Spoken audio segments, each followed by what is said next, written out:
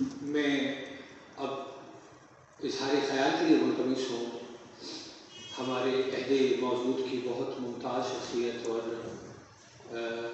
تعلیم کے اعتبار سے اور تحقیق کے اعتبار سے ان کا بڑا نام ہے ماشاءاللہ منظر پہ جناب ڈاکٹر شاہد اشرف صاحب کی موسیقی اور وہ بھی تشریف لائیں اور آج کے ہمارے صاحب کتاب کی شخصیت اور ان کے فن کے حوالے سے گفتگو فرمائیں. ڈاکٹر شاہد اشرف.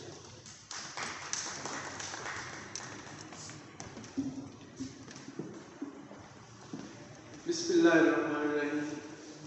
صاحب استعارت مہمانان گرامی سامعین کرام، مجھے اس کتاب کو پڑھنے کا موقع میسر آیا اور سب سے پہلے جس بات نے مجھے متاثر کیا وہ اس کے موضوعات ہیں. ان موضوعات کا تعلق ہماری زندگی سے ہے اور اس میں موجود کردار بھی ہمارے ارد گرد کہیں دکھائی دیتے ہیں. وجہ طور پہ یہ بات کہی جا سکتی ہے کہ اس میں کم و بیش 2/3 حصہ ایسے کرداروں پہ مشتمل ہے جن سے واسطہ ملک صاحب کو پڑھا ہے اور انہوں نے انہیں فکشن کا حصہ بنایا ہے. چونکہ یہ افسانے ایک خاص حیث سے ہیں جسے ہمیں آج کل مائکرو فکشن کی صورت میں مطالعے کا موقع ملتا ہے. منٹوں کی سیاہ حاشیے نے ہمارے لیے فکشن کا ایک نیا دروازہ کھولا اور اس کے ذریعے سے بہت سے لوگوں نے طبع آزمائی کی اور افسانچے کے ذیل میں کچھ ایسے نمونے پیش کیے جو بجا طور پہ ایک بڑی کہانی کی صورت اختیار کرتے تو شاید ان کا اثر بہت کم پڑ جاتا. ظاہر ہے وہ تمام افسانچے کم و بیش تقسیم ہند کے تناظر میں لکھے گئے تھے اور ان میں تقسیم کے دوران ہونے والے حالات و واقعات کو دردمندی کے ساتھ قلم بند کیا گیا تھا. مجھے مائکرو فکشن سے خاص دلچسپی ہے اور 2020 میں میری ایک کتاب شائع ہوئی اور میں نے بہت سے دوسرے لوگوں کے مائکرو فکشن بھی پڑھے ہیں. ان سب میں ایک بات بہت کامن دکھائی دیتی ہے کہ کم و بیش مائکرو فکشن کے زیادہ تر صورتیں حقیقی کرداروں پہ مشتمل ہیں. مثلا مجھے کچھ دن پہلے سب استعارت محترم غلام حسین سائنس صاحب کے 3 مائکرو فکشن سننے کا موقع ملا اور انہوں نے بتایا کہ انہوں نے حقیقی کرداروں پہ رقم کی. میرا خیال ہے کہ یہ ایک ایسی صنف ہے جو ایک تخیلاتی دنیا سے باہر یا ماورا ایک ہماری نئی ایک ایسی حیث کی صورت میں سامنے آئی ہے کہ جو ہم مبالغہ آرائی یا رنگ آمیزی کے ذریعے سے بیان کرنے سے قاصر ہیں اسے ہم حقیقی لفظوں میں سادہ اور آسان پیرائی میں ادا کرتے ہیں. دیکھیے پھول کھلا ہے یا مسکراتا ہے یا ڈالی پر چراغ جلتا ہے، بات تینوں ایک ہی ہے لیکن پھول کھلنے کا ایک جو پیرایا اظہار ہے اسے نظر انداز نہیں کیا جا سکتا. مائکرو فکشن دراصل یہ چٹکنے کا ایک عمل ہے کہ جس کے ذریعے سے وہ ایک عکس یا رنگ آنکھوں کو بھلا معلوم ہوتا ہے جس کے پیچھے ایک پوری کہانی یا داستان ہوتی ہے کہ بیج کے کوکل بننے سے پودے کی شکل اختیار کرنے تک اور پھول کے نمودار ہونے تک کا پورا عمل بنا ہے. میں یہ کہنا چاہتا ہوں کہ ڈاکٹر صاحب نے جن جن کرداروں کو منتخب کیا بلا شبہ وہ ہمارے ارد گرد موجود ہیں لیکن ہم نے انہیں دیکھنے کی زحمت نہیں کی، ہم نے انہیں فکشن کا حصہ نہیں بنایا اور وہ ارد گرد موجود ہوتے ہوئے بھی ہمیں دکھائی نہیں دی جس کی وجہ سے شاید بہت سی کہانیاں لکھنے سے قاصر رہے ہیں اور ہم فکشن کو وہ عطا نہیں کر پائے ہیں کہ جو ایک رائٹر سے تقاضا کیا جا سکتا ہے. دوسری بات یہ ہے کہ یہ خیر کے نمائندے ہیں. بس ان تمام کہانیوں میں ایک درد دل رکھنے والا پاکستانی جھلکتا ہے ایک ایسا پاکستانی جو اپنے ارد گرد بگاڑ کی مختلف صورتوں کو، ناہمواریوں کو اور بے اعتدالیوں کو ختم کرنے کا خواہاں ہے۔ ان کی اپنی زندگی کا آغاز زیرو سے ہوتا ہے۔ ہم وہ تمام نسل جو زیرو سے زندگی کا سٹارٹ کرنے کا ایک خوشگوار تجربہ رکھتے ہیں، ہمیں اس بدل سے زیادہ محبت ہے، اس لیے کہ راتوں رات ہماری زندگیوں میں چینج نہیں آئی۔ ہم نے ایک پروسیس طے کیا اور اس کے نتیجے میں بالآخر ہم کہیں بننے سنورنے میں کامیاب ہوئے۔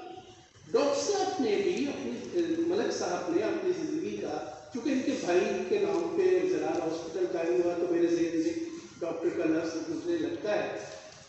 ملک صاحب نے اس زندگی کو اختیار کیا کہ جسے بیان کرتے ہوئے آدمی بچشمے نم منظر کو دھندلا محسوس کرتا ہے۔ ہم سوچ نہیں سکتے کہ وہ کن مراحل کو طے کرنے کے بعد کس طرح زندگی کی اس خوبصورتیوں سے آشنا ہوئے ہیں۔ میں نے ان کا جو خاکہ مانجھی پڑھا ہے اس سے مجھے ان کے بارے میں تفصیلی حالات قائم ہوا ہے۔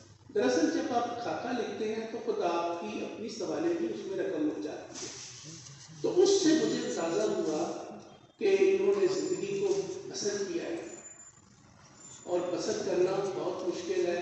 ہم سب زندگی گزار دیتے ہیں اور گزارنا بہت آسان ہے۔ تو ملک صاحب کی اس کتاب کے جو تینوں حصے ہیں اس میں افسانے کا حصہ بہت جاندار اور عمدہ ہے۔ خاکہ نگاری کے باب میں ان کا قلم بہت رواں اور تیز ہے۔ مزاح نگاری کے حوالے سے یہ لفظوں کو ترتیب دینے اور ٹوسٹ کرنے کا تجربہ محفوظ رکھتے ہیں۔ ان کی نثر جو ہے وہ رواں، سادہ اور آسان عام فہم ہے، اس میں کہیں دقت اور یا مشکل دکھائی نہیں دیتی۔ یہ لفظوں سے کھیلتے ہیں، باتوں کو ترتیب دیتے ہیں، خیال جمع کرتے ہیں اور صفحہ کے اطراف پہ اتار دیتے ہیں۔ یہ ہنر آسانی سے ہاتھ نہیں آتا۔